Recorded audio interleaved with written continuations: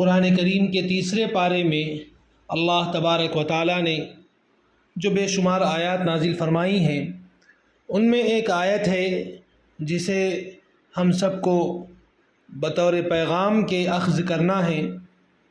اللہ تبارک و تعالیٰ ارشاد فرماتے ہیں، قُلْ إِن كُنتُمْ تُحِبُّونَ اللَّهَ فَاتَّبِعُونِي يُحْبِبْكُمُ اللَّهُ وَيَغْفِرْ لَكُمْ ذُنُوبَكُمْ۔ ہم میں سے ہر ایک شخص چاہتا ہے کہ اللہ سے محبت کرے، اور جواب میں اللہ بھی محبت کرے، ہم اللہ کے محبوب بن جائیں، ہم اللہ سے راضی ہوں، اللہ ہم سے راضی ہوں، جس طریقے سے صحابہ سے راضی ہوا کرتے تھے، رضی اللہ عنہم ورضوا عنہ، کہ وہ بھی اللہ سے راضی رہتے تھے ہر حال میں، اور اللہ بھی ان سے راضی رہتے تھے۔ ہم بھی چاہتے ہیں کہ ہمارا اللہ سے ایسے تعلق بنے۔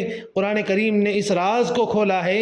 قرآن کریم یہ کہتا ہے کہ اے نبی جی، آپ ان لوگوں میں اعلان کر دیجئے، ان کنتم تحبون اللہ، کہ اگر تم اللہ سے محبت کرنا چاہتے ہو اور اگر تم اللہ سے اپنا تعلق جوڑنا چاہتے ہو تو اس کا راستہ کیا ہے، کیا طریقہ ہے؟ قرآن کریم سے پوچھئے، فاتبعونی، نبی علیہ السلام کی اتباع کرنا ہے۔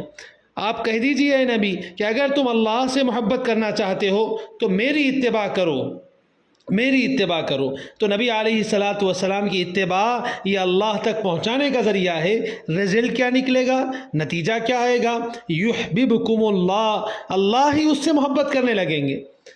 ہم اللہ سے محبت کریں، پتہ نہیں ہماری محبت کو ایکسیپٹ کیا جائے یا نہیں کیا جائے، قبول کیا جائے یا نہیں کیا جائے۔ کیا طریقہ ہے؟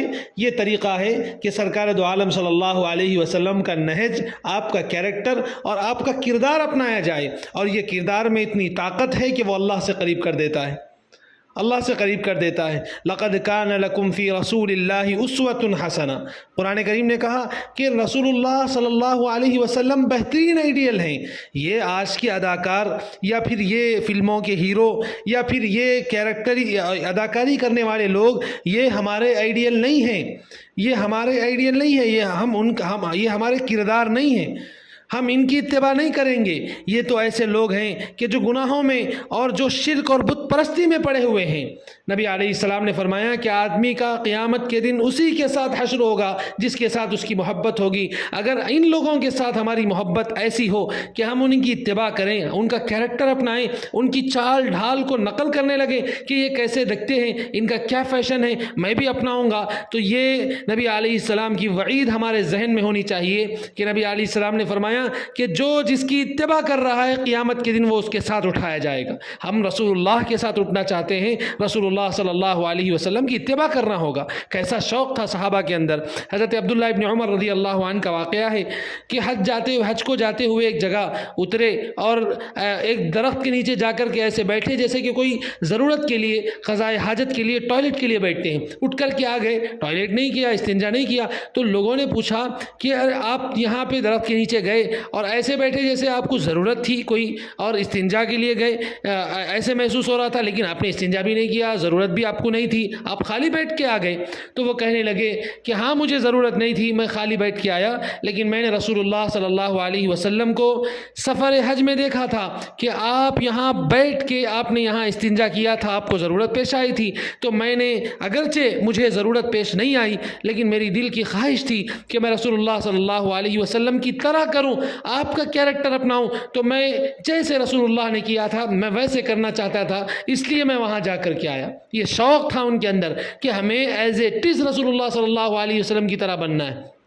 ایک حبشی صحابی، انہیں پتہ چلا کہ رسول اللہ کی بیچ کی مانگ نکلتی تھی اور یہ گھنگریالے بال والے ان کی مانگ نہیں نکلتی، تو انہوں نے گرم سلاخ لے کر کے سر کے بیچ میں لگا دی کہ کھال جلے گی اور کم سے کم ایک شکل تو بنے گی کہ میری مانگ بیچ کی نظر آئے گی، کم سے کم اس طریقے سے تو میں سرکار دو عالم صلی اللہ علیہ وسلم کی طرح نظر آؤں گا۔